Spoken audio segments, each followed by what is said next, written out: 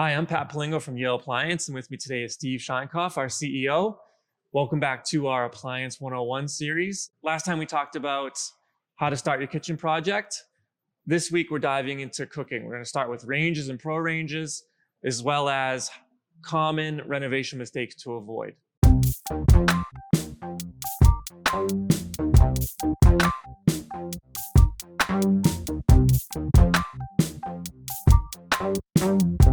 So, Steve, today we're talking about cooking, ranges and pro ranges.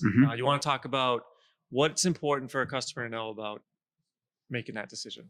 Well, first of all, you have to know how you're going to cook. The line between a pro range and a regular range has been blurred somewhat because regular ranges, even a basic Whirlpool front control, has got two 15,000 BTU burners, whereas like 10 years ago, that would be 10s to 12s. At the same time, a lot of the pro ranges, which were originally just basic commercial ranges with power, now have features, clocks, timers, different convection cycles. So you really have to know, first of all, how you cook to know what it is you're going to buy. A pro range, typically, if we have to do, generalizations, pro range has got, on a 30-inch, we'll have at least 3 high output burners of 15,000 or greater. Heston actually, then you have pro ranges typically will come in the bigger sizes as well, 36 and 48. A regular 30-inch stove will give you, say, more features. Like you should expect a clock and timer on a slide-in range.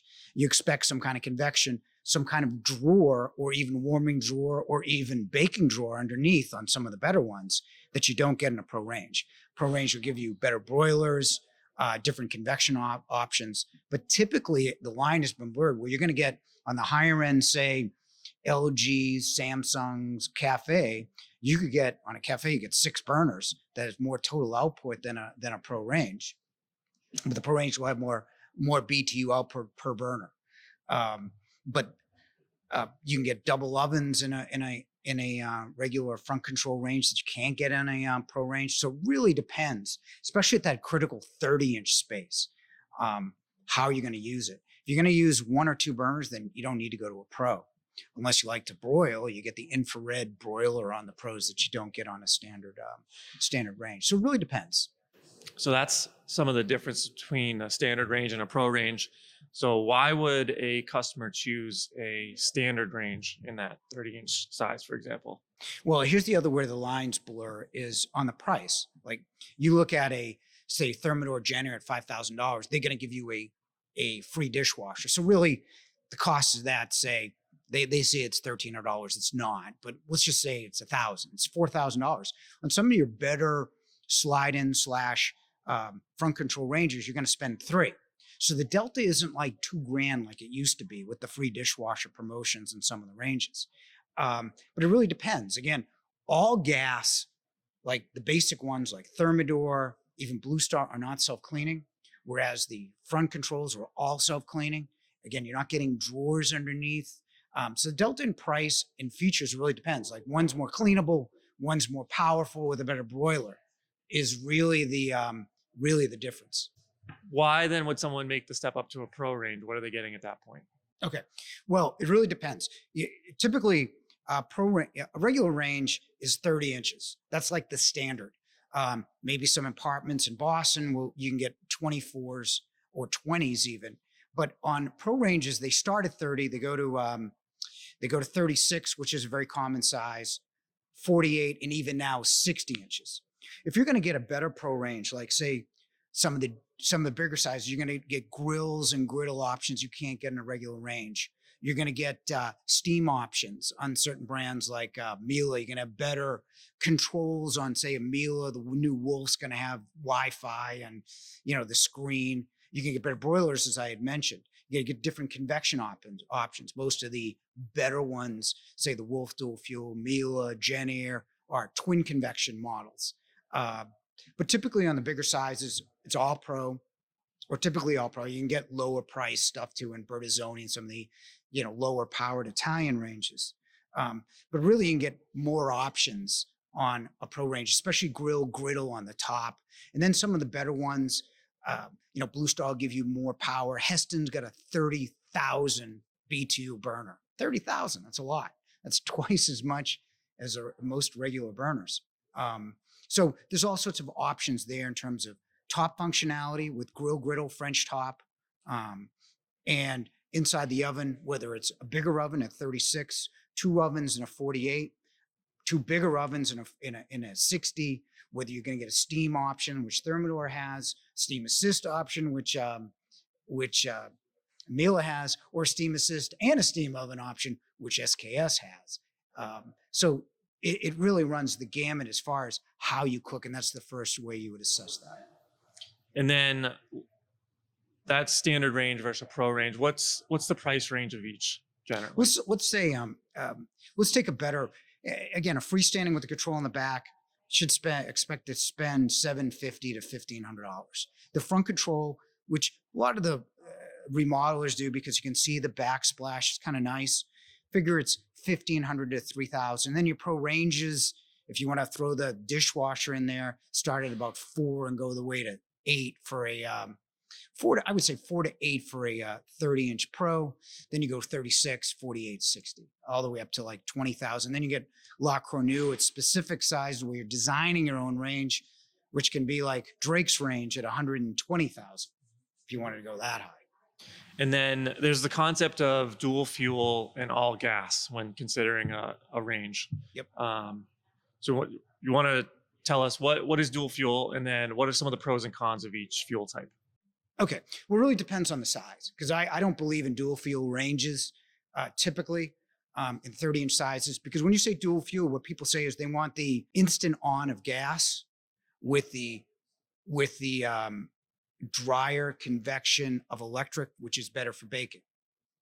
And that all makes sense, unless you like to broil, which means you go with an all gas range, or especially broil. No one has a electric grill outside, I suspect. Or it's moister if you like to roast, then you go with an all gas. But typically if someone says to me, I like to bake and I got a 30-inch space, then go with induction. Induction's magnetic heat. And that's instant on, like gas, but it's far more efficient. So, it's more child safe because it's magnetic heat. It's easier to vent. It's got an infinite simmer. It's easy to clean because the top doesn't get hot at all. The glass only gets warm because the pot actually cooks the food. So the glass doesn't get as hot. So you're not baking on stain. So for 30-inch, I would say induction.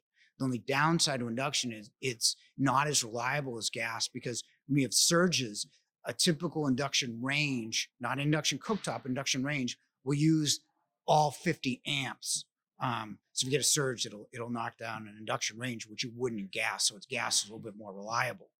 But when you go to 36, again, let's just say that, like, if you broil or roast, it's going to be all gas. If you bake and you want a more precise heat, it's going to be electric. That said, certain brands, like a lot of brands like Wolf, Heston, SKS, Thermador, and the Pro Grand series will offer features on their dual fuel for whatever reason. Those could be the steam that we talked about. Those could be different configurations like induction on the burners. Like if you want a pro with induction, you can do that on a dual fuel. It could be French tops. It could be different ovens, but typically the controls change with dual fuel. Like on Miele, you get the Master Chef controls, you get steam assist. On SKS, you get their better clock and a steam and a steam assist and a steam oven. So really on the dual fuel pro side, you're typically getting more features that have nothing to do with the fact that it's electric. It's just something the manufacturers do at an added price. So that's an important consideration. The brands themselves offer different features and even control types depending on the fuel type. On dual fuel, yeah, absolutely. Yeah. So why don't we dive into some recommendations for different types here? So if you're considering a standard 30-inch range, what are some brands to consider, and maybe what's one feature that those brands are known for? Okay, Pat, that's a loaded question. The first answer I'm going to have is really it's unique to the situation we're in. As you said, a lot of these ranges have very similar features. Like let's just look at the base range, for example. Like just say you're remodeling, you want a front control to see your back. Say. So you get Samsung, LG, G Cafe, GE, Whirlpool, KitchenAid, JennAir, and maybe some other brands that we don't sell. Because they have similar features, you want to take a look at your whole kitchen and putting a whole package together. The first question is, what is available? And that's something that's never plagued appliances. We've always had plentiful stock and everything. So the first step is what is available, because that's important. Again, when you're looking at G Cafe versus Samsung, which is really a good, they both have those 2 oven ranges. I think Cafe's better because the flex, you can't control the temperature in 2 ovens, but very good considerations on both. You're looking at very similar products. So what I would do is first availability. The second thing is, okay, what do you specifically want to buy it for? I mean, ranges only can do 3 things or 4 things now, recently, which is what is the top configuration? Is it 4 burners? Is it 4 with a griddle making 5? Or is it 6 now on a 30-inch size? What does the oven look like? Is it single? Is it double convection? How big is it? Because remember, everybody makes a big deal about size of oven.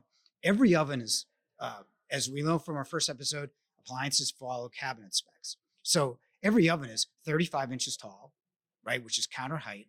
It's all 30 inches wide, counter width, and it's all 24 plus whatever the protrusion is. It's all the same, right? The only way they make it bigger is by cutting into the storage draw and tampering with the controls, whether on the top or on the side. So really, some of the things you look at, if you're going to go from basic to better, is just a basic self-cleaning range, which you can get in the G, Whirlpool lines.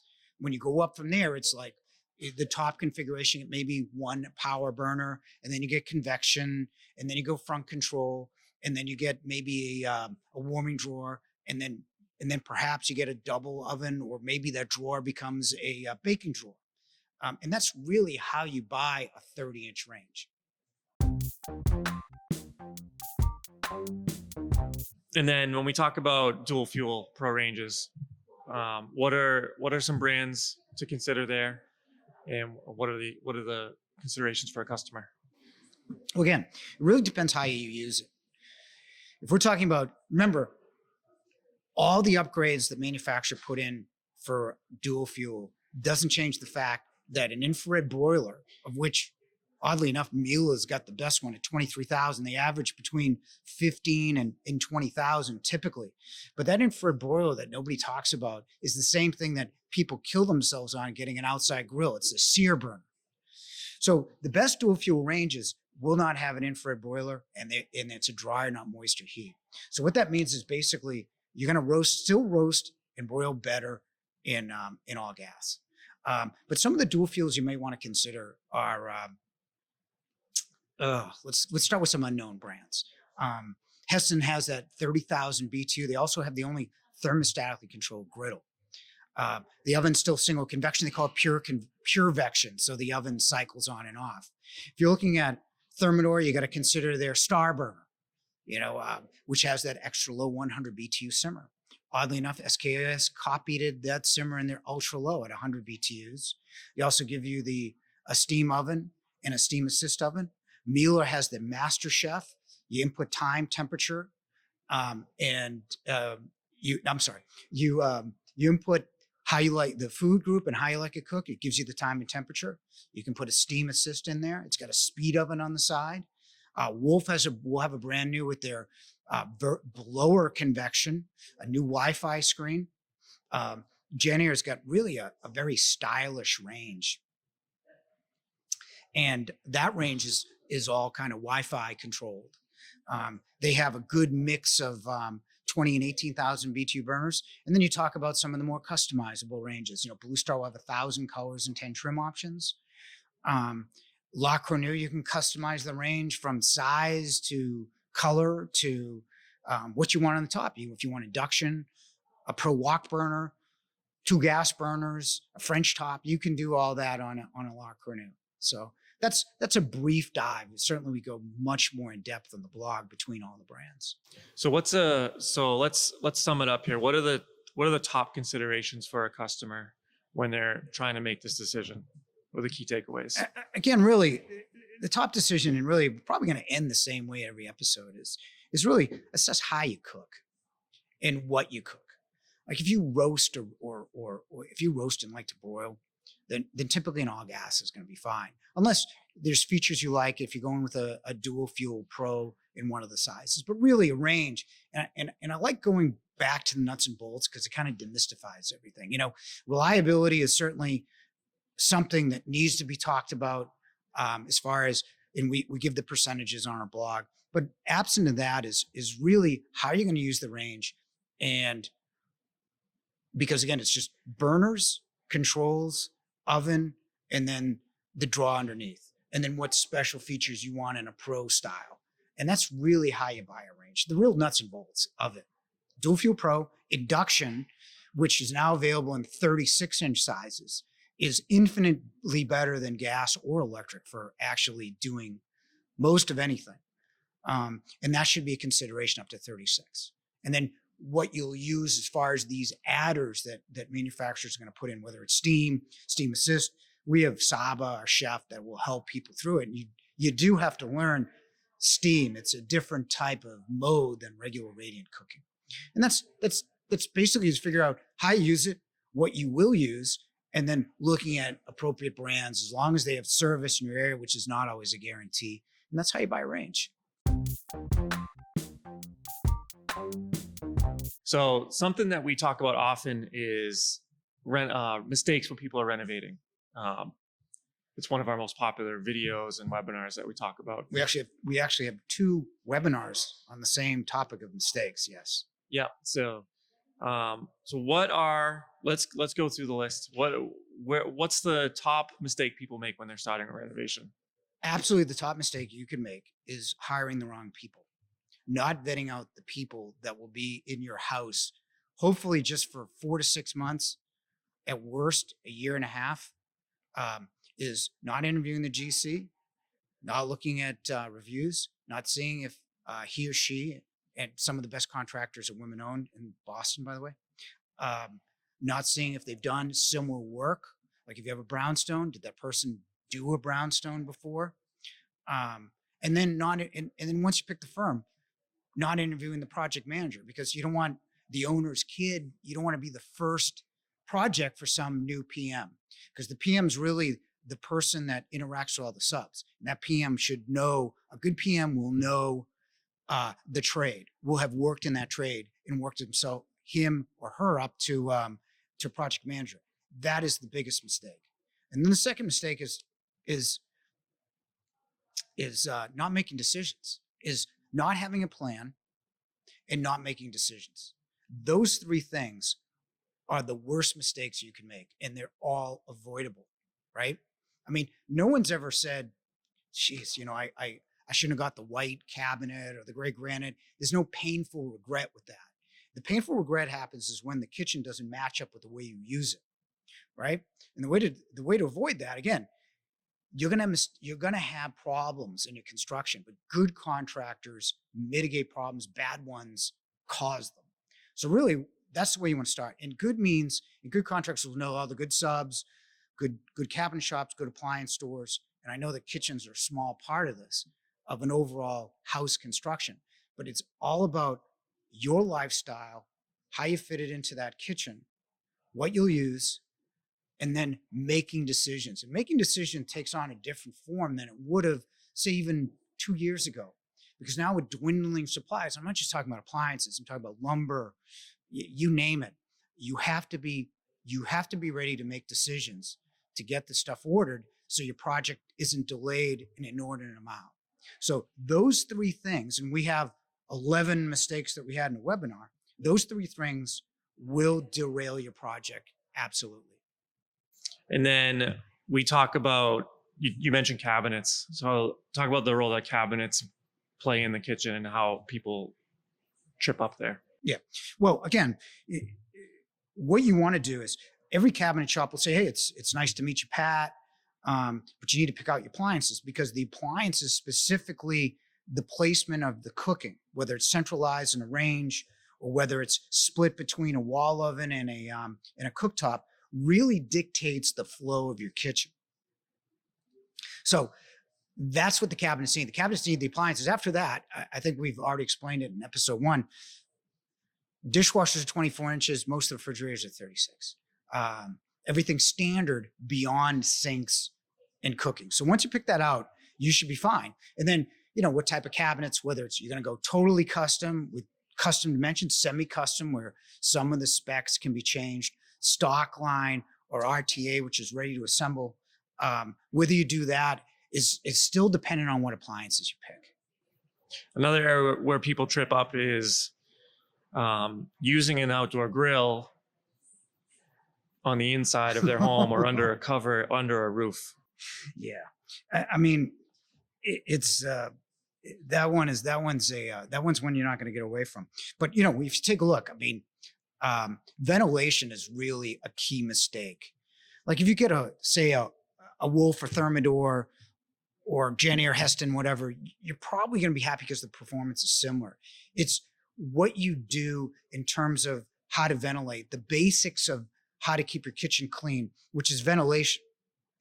And you don't vent properly. And we always recommend putting a gas on the outside of your house. If you have a grill, you look outside and see what smoke it causes. You don't want it typically inside your house. But if you do, you want to vent properly. And a lot of people don't. I would say if you want a grill, you would go with a hood that's 27 inches. And you would go with a grill a hood that's 27 inches and 1500 CFM and start there. Outside blower, you really want to evacuate that type of smoke in your kitchen. It's just not healthy, and will set your fire alarms off. Mm-hmm, mm-hmm.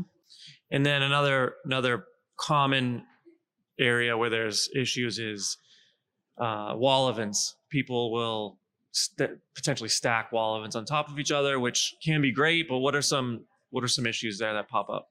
Yeah, I mean, stacking wall ovens. I mean, you mentioned some popular trends on House, and I love House. Don't get me wrong, but just because it's there doesn't mean it's right.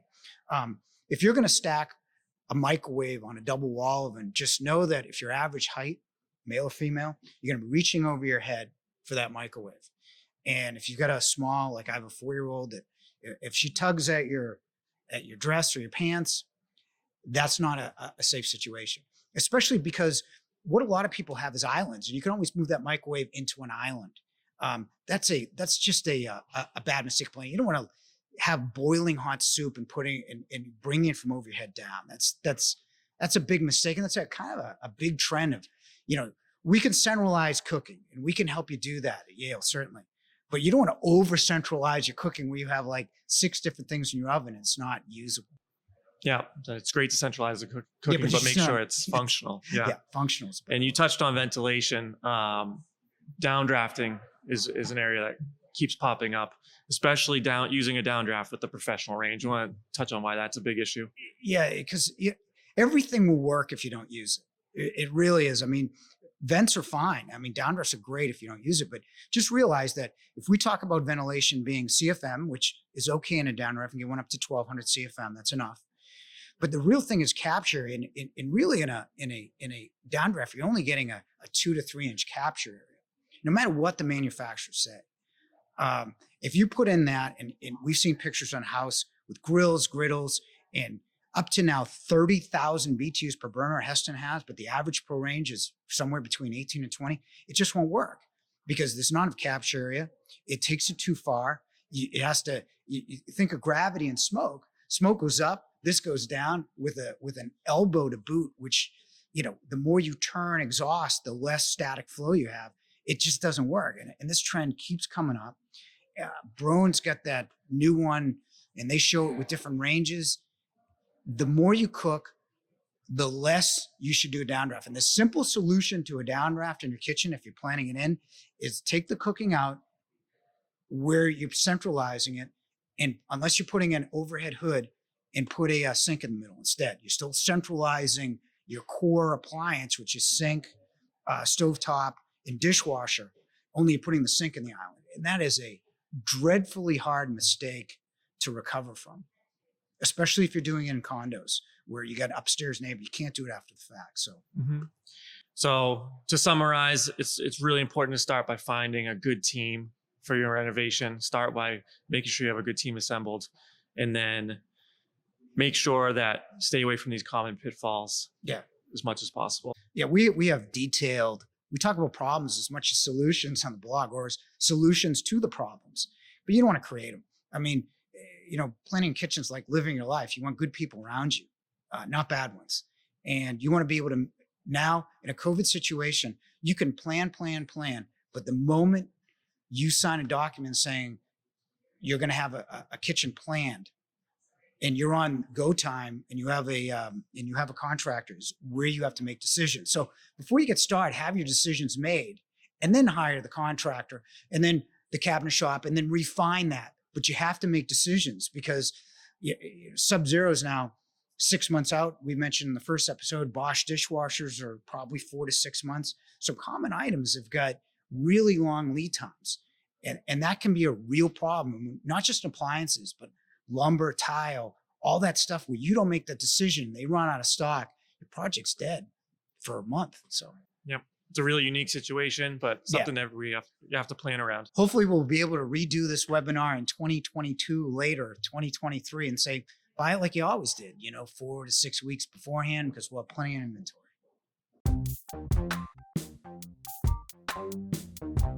Okay, thanks for watching this week's episode. Next time, we're going to dive into that cooktop and wall oven conversation. If you liked what you learned today, please subscribe, and we'll see you next time.